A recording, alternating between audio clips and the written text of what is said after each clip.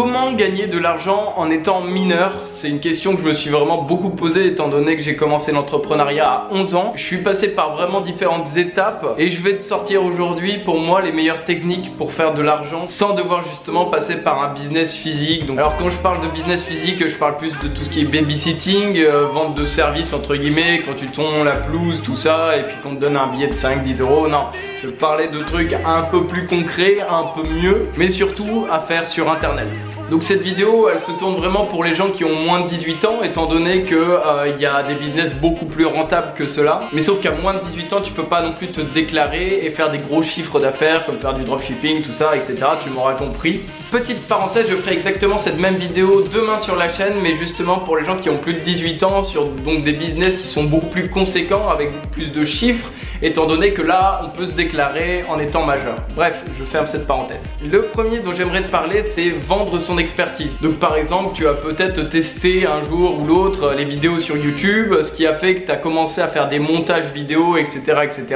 Et ces montages vidéo, tu en as fait des choses d'assez jolies et tu penses pouvoir vendre tes services à une entreprise, à un site, à un pote à toi, à ton père, à ta... Enfin bref, il peut avoir plein de solutions étant donné qu'il y a énormément de gens qui ont des micro-entreprises et qui cherchent justement à bas coût d'avoir justement ce genre de service. Donc tu peux être vraiment très intéressant. Je donne l'exemple des vidéos, mais ça peut être vraiment de tout, du graphisme, du codage, de la retouche photo, du dessin, enfin bref.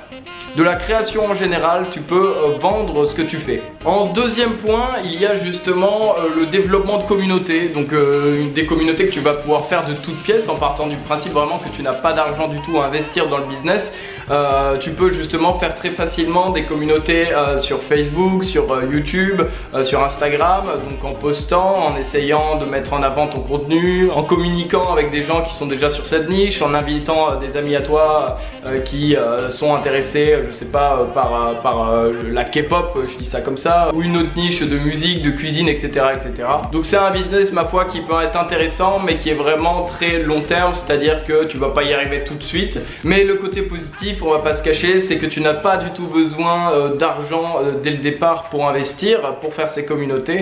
Donc du coup voilà. Le troisième point, c'est un point hyper intéressant et méga concret dans le sens où là tu vas faire en soi ce que tu aimes. Si par exemple tu as des compétences dans des jeux vidéo, tu peux justement essayer de booster des comptes.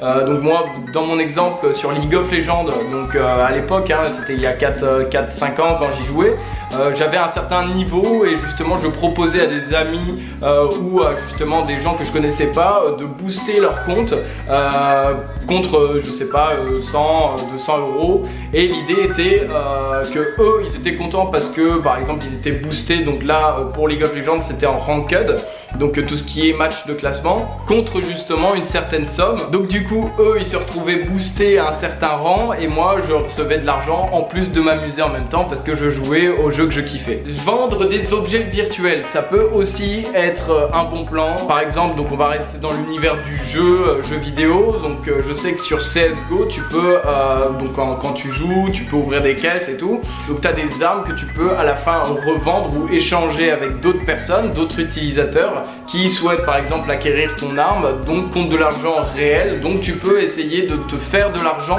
tout en jouant pareil hein, parce que ces armes là tu les as pas non plus en tournant les pouces, forcément on va pas se cacher. L'idée c'est que tu vas pouvoir réussir à te faire un petit argent de poche en vendant ce genre de contenu entre guillemets, si on peut appeler ça comme ça, à des amis à toi ou à des gens que tu connais pas du tout sur des forums, etc. Bon, cinquième point, je me lève un peu parce que j'en ai un peu marre d'être assis.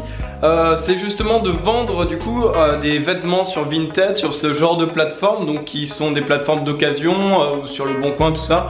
Moi personnellement j'ai une petite préférence pour Vinted étant donné que tu peux réutiliser, revendre en fait des objets ou des vêtements surtout qui sont de tes parents, qui ne sont plus utilisés ou qui sont à toi. Et là du coup c'est super intéressant parce que ça te fait de l'expérience en soi dans le e-commerce. les premières expériences de vente de textiles, etc., etc. Bref, voilà pour moi, j'espère que cette vidéo t'aura plu. Si c'est le cas, n'hésite pas à t'abonner sur la chaîne et à activer les notifications pour que je puisse te donner de nouveaux conseils et pour t'inspirer dans l'entrepreneuriat, etc. Donc tous ces conseils que je t'ai donnés, forcément, c'est pas pour gagner des 1000 et des 100, mais surtout pour gagner de l'argent de poche et pour te faire tes premières expériences en tant qu'entrepreneur en ayant moins de 18 ans. Si l'entrepreneuriat d'ailleurs t'intéresse, je t'invite très fortement à nous rejoindre sur le groupe Facebook francophone privé d'entrepreneurs qui est juste en haut donc de la description en lien.